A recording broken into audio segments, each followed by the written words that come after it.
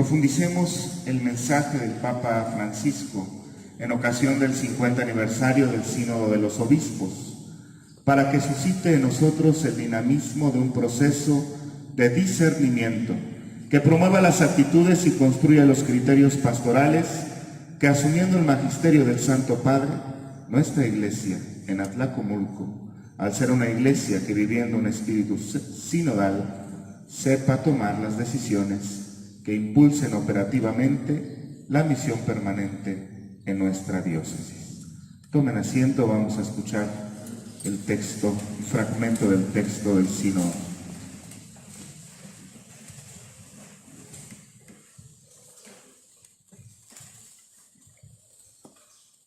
Lo que el Señor nos pide, en cierto sentido, ya está todo contenido en la palabra sínodo.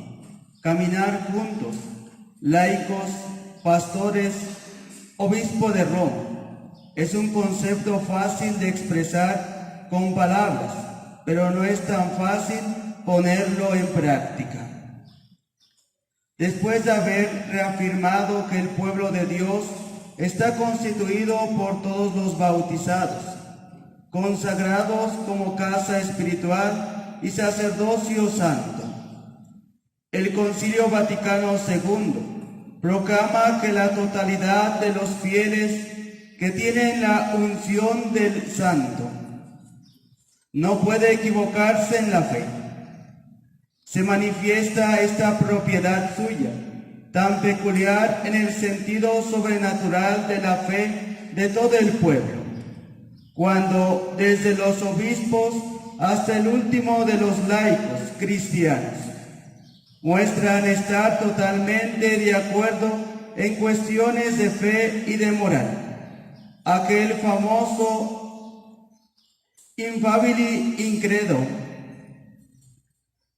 en la exhortación apostólica Evangelii Gaudium, es subrayado como el pueblo de Dios es santo por esta unción que lo hace infalible, incredo, agregando que cada uno de los bautizados, cualquiera que sea su función en la Iglesia y el grado de instrucción de su fe, es un agente evangelizador, y sería inadecuado pensar en un esquema de evangelización llevado adelante por actores calificados, donde el resto del pueblo fiel sea solo receptivo de sus acciones.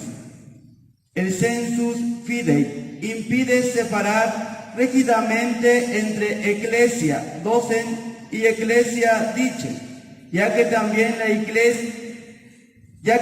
la Grey tiene su olfato para encontrar nuevos caminos en el Señor, abre a la Iglesia.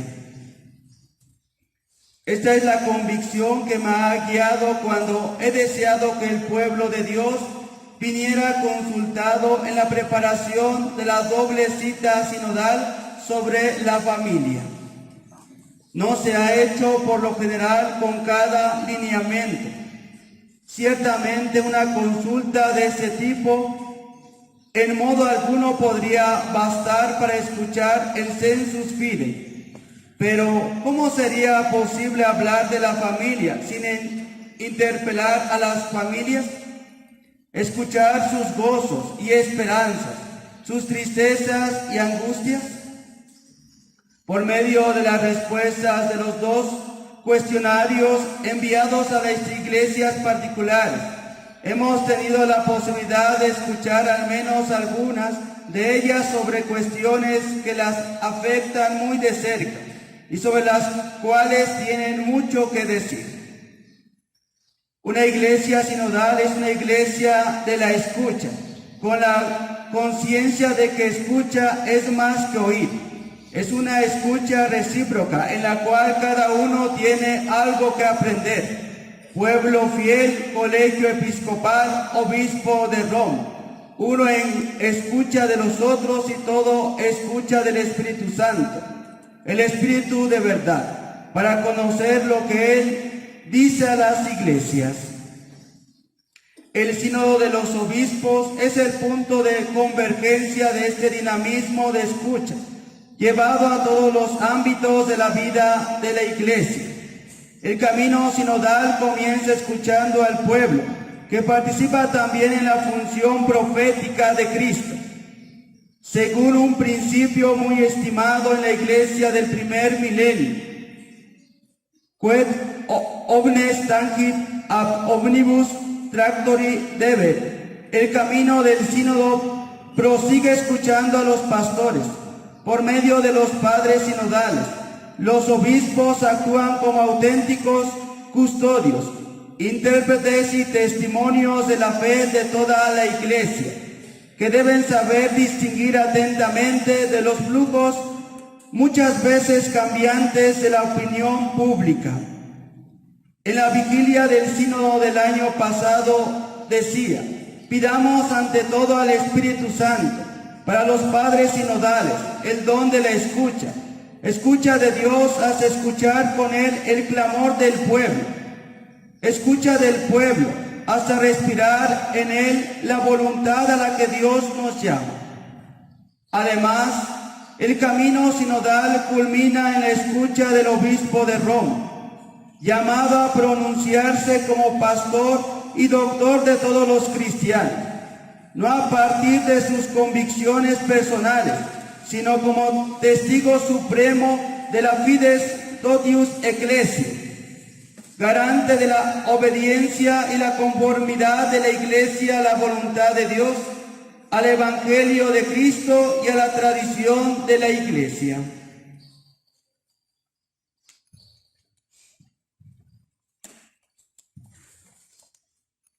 En este primer momento, que es la lectura atenta del texto, les invito a cada uno en lo personal, teniendo allí su texto, que ojalá puedan tener también a la mano una pluma, alguna lápiz, que hagamos una relectura cada uno en lo personal y subrayemos lo que nos toca.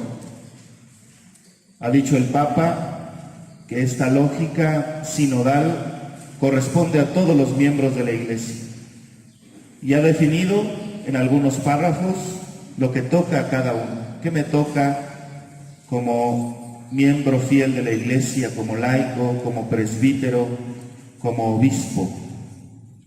Hagamos una lectura en otro momento de silencio y cada uno subraye lo que más le toca, lo que más le provoca, que sea esta la primera parte de nuestra oración.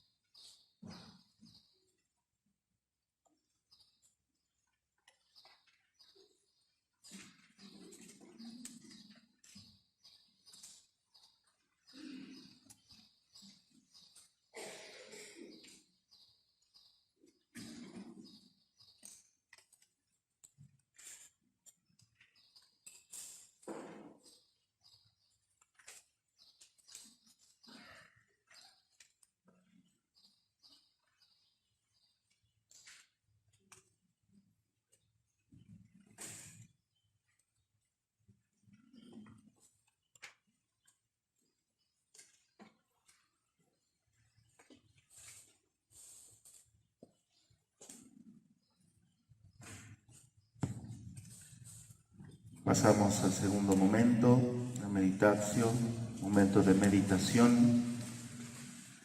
Y meditemos ahora por un momento lo que significa para nosotros vivir un espíritu de sinodalidad misionera. Dejémonos guiar por la reflexión espiritual y teológica que nos regala la Iglesia. Es un fragmento de este texto que elabora la Comisión Teológica Internacional sobre la sinodalidad en la vida y en la misión de la Iglesia, que nos orienta un poco a seguir descubriendo lo que significa concretamente para nosotros vivir este espíritu sinodal.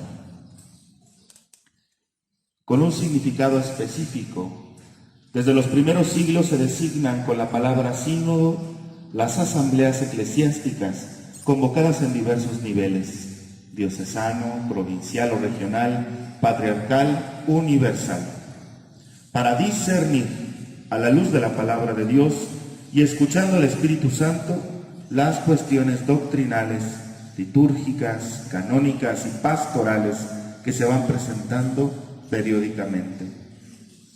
Los frutos de la renovación propiciados por el Vaticano II en la promoción de la comunión eclesial, de la colegialidad episcopal, de la conciencia y del ejercicio sinodal han sido abundantes y preciosos. Pero ciertamente, aún queda mucho por hacer en la dirección trazada por el Concilio. El impulso para llevar a cabo una pertinente figura sinodal de Iglesia, aunque sea ampliamente compartido y haya experimentado formas positivas de actuación, requiere principios teológicos claros y orientaciones pastorales incisivas. Este es el umbral de novedad que el Papa Francisco invita a atravesar. En la línea trazada por el Vaticano II y recorrida por sus predecesores, él señala que la sinodalidad expresa la figura de la Iglesia que brota del Evangelio de Jesús y que hoy está llamada a encarnarse en la historia, en creativa fidelidad a la tradición. El pueblo de Dios, en su totalidad, es interpelado por su original vocación sinodal. La circularidad entre sensus fidei, con el que están marcados todos los fieles, el discernimiento obrado en diversos niveles de realización de la sinodalidad y la autoridad de quien ejerce el ministerio pastoral de la unidad y el gobierno, describe la dinámica de la sinodalidad. Esta circularidad promueve la dignidad bautismal y la corresponsabilidad de todos, valoriza la presencia de los carismas infundidos por el Espíritu Santo en el pueblo de Dios, reconoce el ministerio específico de los pastores en comunión eclesial, colegial y jerárquica con el obispo de Roma, garantizando que los procesos y los actos sinodales se desarrollen con fidelidad al depositum fidei y en actitud de escucha al Espíritu Santo para la renovación de la misión de la Iglesia. En esta perspectiva, resulta esencial la participación de los fieles laicos. Ellos constituyen la inmensa mayoría del pueblo de Dios y hay mucho que aprender de su participación en las diversas expresiones de la vida y de la misión, de las comunidades eclesiales, de la piedad popular y de la pastoral de conjunto, así como de su específica competencia en los varios ámbitos de la vida cultural y social. Por eso es indispensable que se les consulte al poner en marcha los procesos de discernimiento en el marco de las estructuras sinodales. Es entonces necesario superar los obstáculos que representan la falta de formación y de espacios reconocidos en los que los fieles laicos puedan expresarse y obrar, y de una mentalidad clerical que corre el riesgo de mantenerlos al margen de la vida de la eclesial. Esto exige un compromiso prioritario en la obra de formación de una conciencia eclesial madura, que en el nivel institucional se debe traducir en una práctica sinodal regular. El primer nivel de ejercicio de la sinodalidad tiene lugar en la Iglesia particular. En ella, la especial manifestación de la Iglesia se produce en la participación plena y activa de todo el pueblo santo de Dios en las mismas celebraciones litúrgicas, particularmente en la misma Eucaristía, en una misma oración, junto al mismo altar, donde preside el obispo, rodeado de su presbiterio y ministros. Bien, iluminados por este texto de la Comisión Teológica, les invito a que hagamos un pequeño ejercicio. Ahí con 2 o 3 que tienen al lado, ¿verdad? No hay que moverse. Vamos a hacernos estas preguntas y respondámosla cada uno desde lo que va captando. Y vamos a darnos con estas 2 preguntas, ¿cuáles actitudes pastorales nos está pidiendo Dios a partir de nuestra realidad? Y la segunda, ¿qué actitudes personales debemos asumir como bautizados, miembros de esta diócesis? Bueno, tenemos 5 minutitos allí con los que tenemos al lado, escucharnos, responder. Ánimo.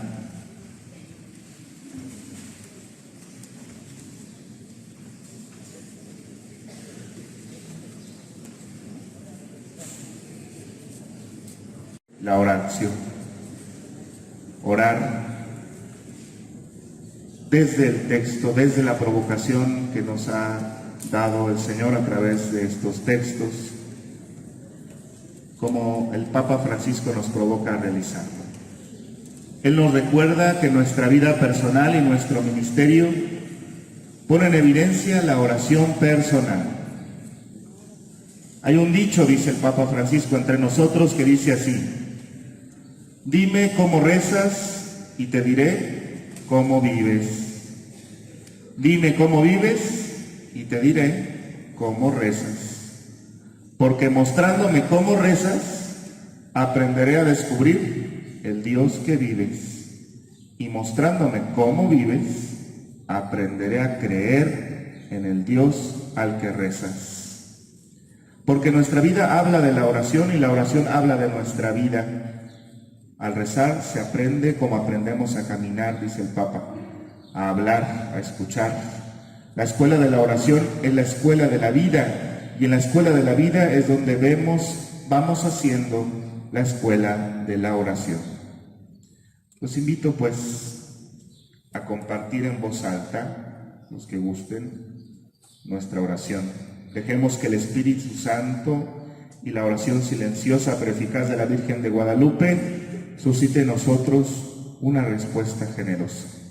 Y aquí hay 2 propuestas, quizá pidiendo perdón, dando gracias, alabando, pidiendo por nuestra asamblea, por la diócesis y teniendo en cuenta especialmente a todo el pueblo de Dios. Hagamos esta oración compartida. Ya, según la petición, haremos todos la respuesta de oración de petición. Muy bien, te lo pedimos, Señor. La intención de la oración es provocar desde el corazón lo que le pedimos a Dios para nuestra asamblea, para este día, para la jornada. Yo pido especialmente para que todos los que estamos reunidos en esta asamblea, el Espíritu Santo nos impulse a renovarnos interiormente, a renovar la pastoral de nuestra parroquia y junto con nuestro párroco impulsar la misión para que nuestras comunidades siga siendo Jesucristo el centro de nuestra vida. Roguemos al Señor. Ahora les pido que pasemos al siguiente momento, la contemplación. Estamos en la página 5. Detengámonos con el amor de discípulos misioneros en los mensajes pastorales del Papa Francisco. Más aún, pasemos de sus mensajes a la contemplación de aquel que habla a través de la Iglesia. Jesús, Hijo del Padre, dador del Espíritu. La contemplación es adoración, alabanza, silencio ante aquel que es sujeto último de oración. El Cristo, Señor, vencedor de la muerte, revelador del Padre, mediador absoluto de la salvación, dador de la alegría del Evangelio. Ahora los invito a contemplar en silencio, un minutito, dos, al que es la palabra, al que nos invita a vivir sinodalmente, es decir, unidos bajo un mismo camino. Es Jesús en su palabra. Les invito a que hagamos esta lectura pausada y descubramos al Señor Jesús, que es el que nos impulsa a vivir de manera auténtica esta expresión sinodal que hoy nos pide la Iglesia. Como tú me has enviado al mundo, yo también los he enviado al mundo. Y por ellos me santifico a mí mismo, para que ellos también sean santificados en la verdad. No ruego solo por estos, sino también por aquellos que por medio de su palabra creerán en mí, para que todos sean uno, como tú, Padre, en mí y yo en ti. Que ellos también sean uno en nosotros, para que el mundo crea que tú me has enviado. Yo les he dado la gloria que tú me diste, para que sean uno como nosotros somos uno, yo en ellos y tú en mí, para que sean perfectamente uno y el mundo conozca que tú me has enviado y que los has amado a ellos como me has amado a mí. Nos ponemos de pie.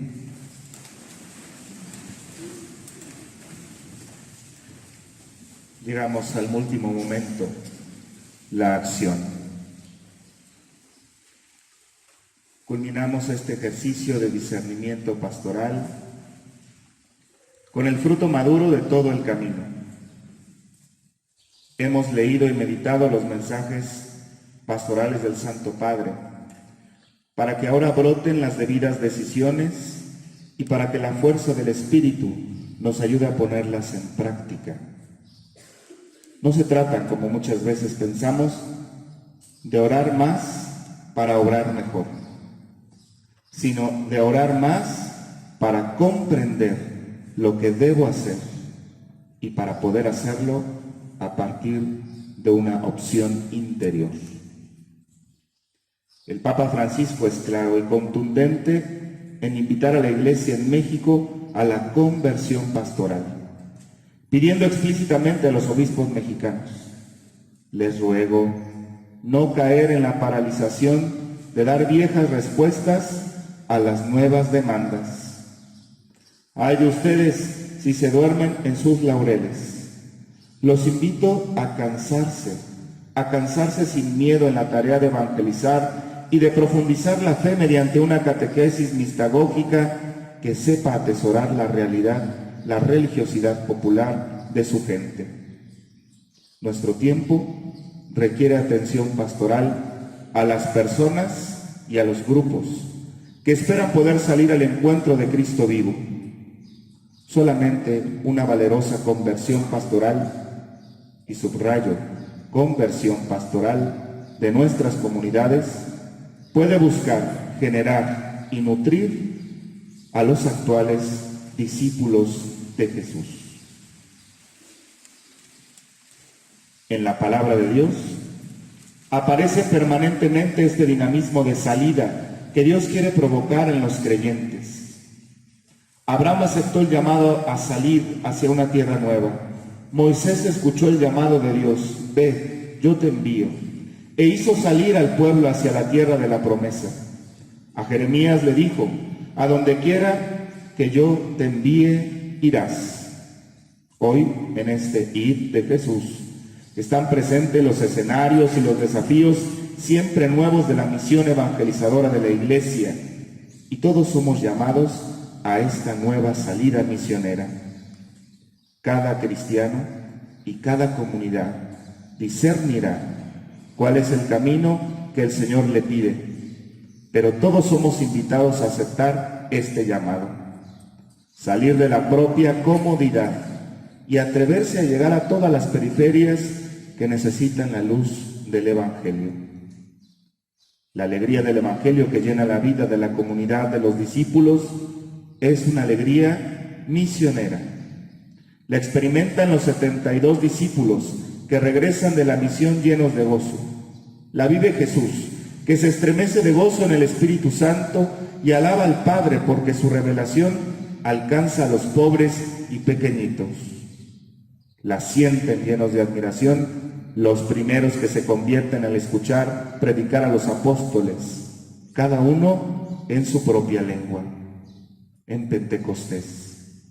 Esa alegría es un signo de que el Evangelio ha sido anunciado y está dando fruto, pero siempre tiene la dinámica del éxodo y del don, del salir de sí, del caminar y sembrar siempre de nuevo, siempre más allá. El Señor dice: vayamos a otra parte, a predicar también a las poblaciones vecinas, porque para eso he salido.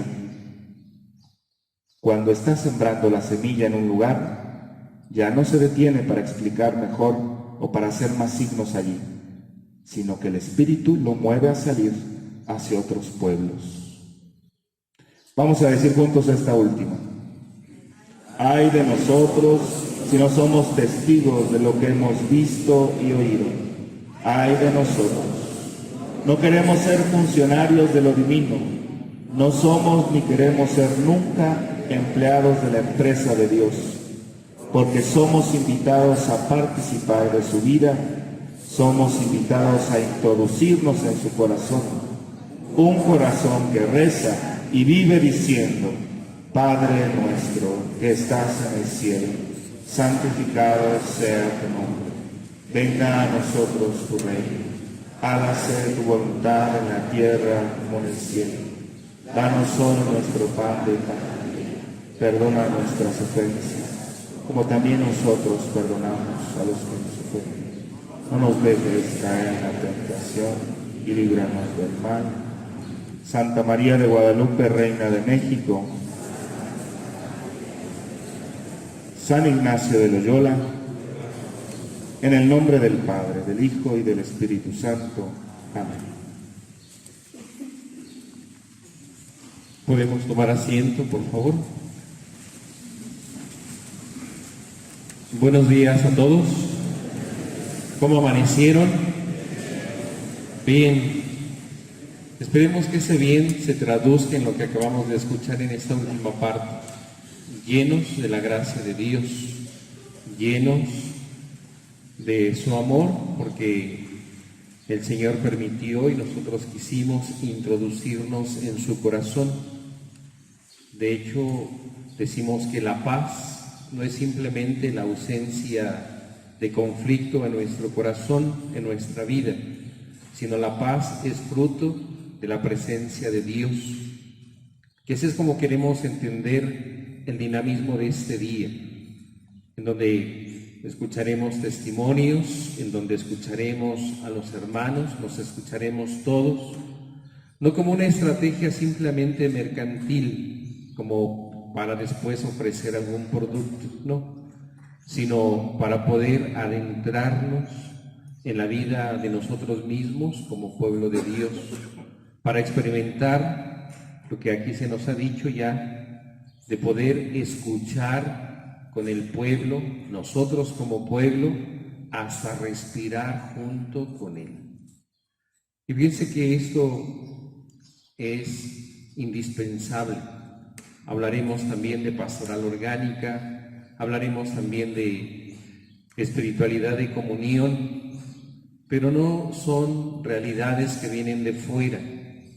Se crece en esas realidades por una experiencia de vida en Dios muy, muy profunda. De hecho, ahorita que el Padre Carlos invocaba la intercesión de San Ignacio de Loyola, ¿sí se acuerdan ¿Cuál es el lema de San Ignacio de Loyola? En todo amar y servir para mayor gloria de Dios. Y fíjense que el día de hoy esta figura emblemática para toda la Iglesia nos debe motivar. Él vivió en el siglo XVI y le tocó enfrentar una situación muy difícil de la Iglesia, mucho más tal vez difícil que la que ahora nosotros vivimos, en otras circunstancias, en otros momentos, en otra mentalidad, pero lograr renovar a la Iglesia desde lo más profundo, escuchando a Dios y escuchando a los demás, fue un desafío muy grande para él y sus compañeros, para San Carlos Borromeo, para Francisco Javier. Es pensar que ahora nos toca a nosotros en este tiempo posicionarnos como verdaderos discípulos de Jesús, teniendo como bandera al único Señor que es Jesucristo, y poder iniciar en nuestra diócesis, en nuestra parroquia, en nuestra familia, en nuestra vida, la necesidad de cambiar radicalmente. A partir del siglo XVI, con San Ignacio de Loyola y muchísimos más, la Iglesia empezó a ser diferente.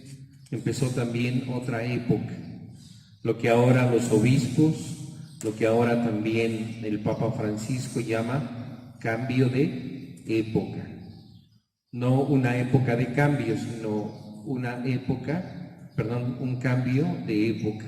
Las cosas están cambiando radicalmente, tan así que en la vida de los agentes de pastoral también hay momentos fuertes en los que aquí ayer respondimos de manera muy fluida, pudimos dar nuestras aportaciones muy valiosas, pero a veces ante las nuevas generaciones ellos nos dejan callados.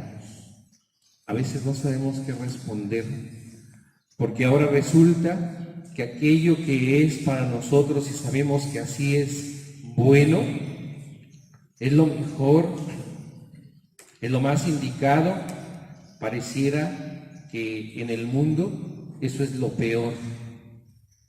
Y al revés, aquellos que se dedican a hacer lo malo, aquellos que se dedican a destruir, pues hasta les hacemos series en la televisión. Y hasta no solo vemos una vez esa serie, sino la vemos 1, 2, 3, 4, hasta 5 veces. Los que están diciendo sí, yo sé que están acordándose qué series han visto, pero las cosas han cambiado y tenemos que pararnos y tener claridad, dice el Papa, dice la Comisión Internacional Teológica, tenemos que tener claridad y firmeza en lo que creemos. Si es cierto, hay una tendencia también importante en la Iglesia. Dejémonos de palabras y vamos a actuar. Y es verdad, hasta por ahí incluso Arjona nos acuñó un término. Es que Jesús es verbo y no sustantivo. Y todos, sí, hay que actuar, pero recuerden que el que actúa sin una idea clara, aquel que actúa por actuar, corre el riesgo también de equivocarse. Y nosotros no queremos vaciar nuestra actividad, nuestra acción de lo más elemental, una fe firme, clara y decidida. Tenemos que seguir pensando en nosotros mismos. Si es cierto, el día de ayer alguien me comentaba, padre, pero ¿qué no es importante los demás? ¿Qué no es importante mirar hacia los demás? Sí, eso va a ser también fruto de nuestra capacidad de cómo estemos nosotros interiormente. Ustedes saben que, por ejemplo, en los aviones, antes de iniciar el vuelo, dan unas instrucciones. Y cuando hablan de la mascarilla, por si sufre algún cambio de presión el avión, hay que ponerse unas mascarillas de oxígeno. Dicen, primero se la pone usted y después ayuda a los demás. Porque si usted no se la pone, corre el riesgo de que a usted le pase algo y entonces no va a poder ayudar a los demás. No es egoísmo, no es protagonismo, es querer estar seguros, ayer nos lo decían también, de no solamente ser repetidores de una serie de expresiones, de una serie de frases. Pues el día de hoy va a ser muy interesante, hermanos y hermanas.